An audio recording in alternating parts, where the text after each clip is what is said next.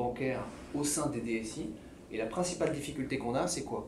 C'est pouvoir faire parler la direction des systèmes d'information. Donc, si je comprends bien, peut-être sans doute la plupart d'entre vous font partie de direction des systèmes d'information. Et je vais être très court puisque j'ai besoin d'en savoir un petit peu plus sur qui vous êtes. Donc, faire parler des directeurs des systèmes d'information et les collaborateurs de cette direction avec les contrôleurs de gestion, les directeurs financiers. Vraiment, c'est vraiment la principale difficulté. Donc, l'outil m'a servi à canaliser les données et à faire parler deux mondes qui, par nature, ne se parlent pas forcément tous les jours très bien et comme il faut. Voilà. Alors, si on veut être très court maintenant, je peux vous proposer de lire certaines slides. Parce que là, vous savez déjà l'essentiel de l'objectif que j'ai eu en mission. Je me sers de l'outil donc, comme un moyen, c'est-à-dire un moyen plus efficace qu'Excel pour en fait, faire parler ces deux mondes et arriver à des livrables, c'est-à-dire des reportings pour restituer les coûts informatiques. Donc des reportings qui soient lisibles par la direction financière et des reportings qui soient lisibles par le directeur informatique. Mon client, en l'occurrence, c'était un co-sponsoring par le directeur informatique. Bref, j'en dis pas plus sur le client, c'est pas la peine.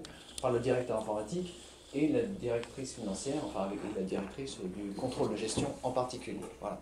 Donc un double sponsorship, donc il faut parler deux langages et trouver un langage commun. Donc je vous fais passer ces slides dont j'ai édulcoré la présentation qui à l'origine comprend des éléments commerciaux. Donc là c'est uniquement la partie technique qui explique le déroulé de l'approche. Voilà.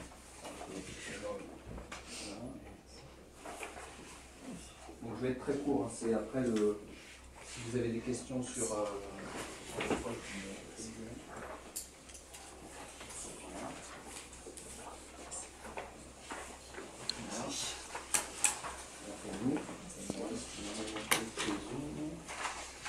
Vous êtes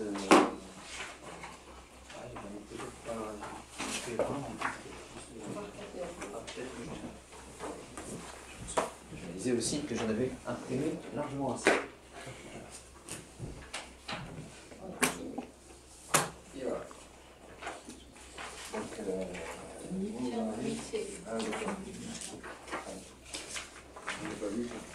ah pardon.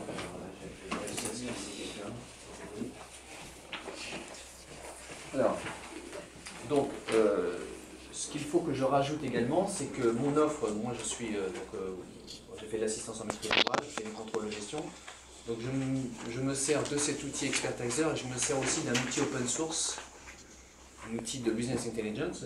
Didier a parlé justement de la possibilité de plugger à sortie d'Expertizer les données dans un tableur, ce que j'ai fait pour restituer rapidement les données, et aussi dans un outil de business intelligence. Moi j'ai pris un outil du marché que je connais un petit peu, ça s'appelle Pentao, ça peut être ClickView, ça peut être un autre outil.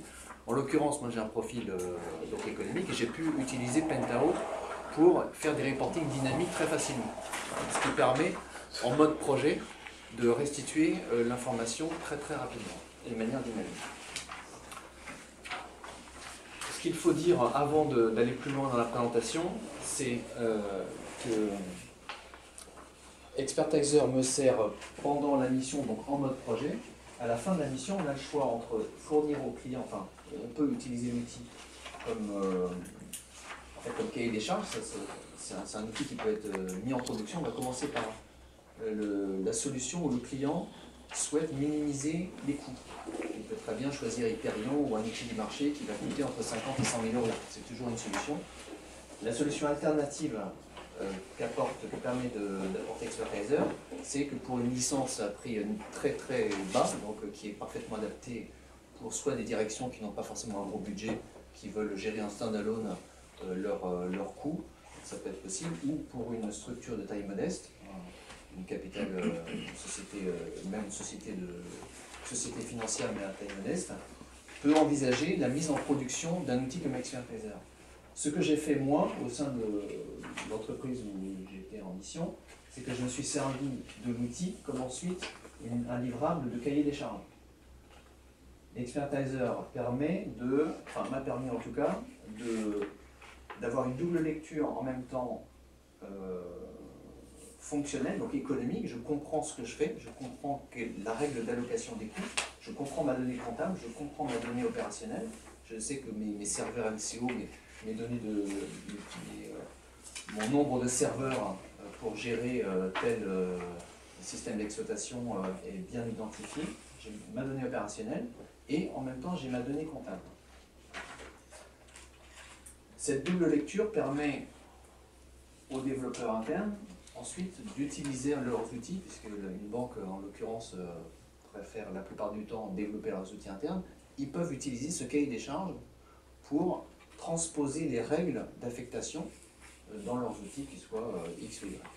Donc c'est une double utilisation pour moi, soit mise en production, soit donc par le client avec l'achat d'une licence, soit utilisation comme cahier des charges, avec par exemple une direction système d'information qui peut reprendre l'ensemble du modèle, comme l'a dit Didier, hein, le modèle d'Expertizer, on peut le prendre, on fait une extraction et on a tout de suite l'ensemble des variables qui ont été créées, l'ensemble des données sources, l'ensemble des événements qui sont utilisés, un peu comme dans RDJ hein, de Sopra, on a l'ensemble des événements qui sont utilisés et en restitution, on a donc le modèle. Par comparaison, moi j'ai vu dans différents environnements, toujours dans le secteur bancaire par contre, souvent des règles,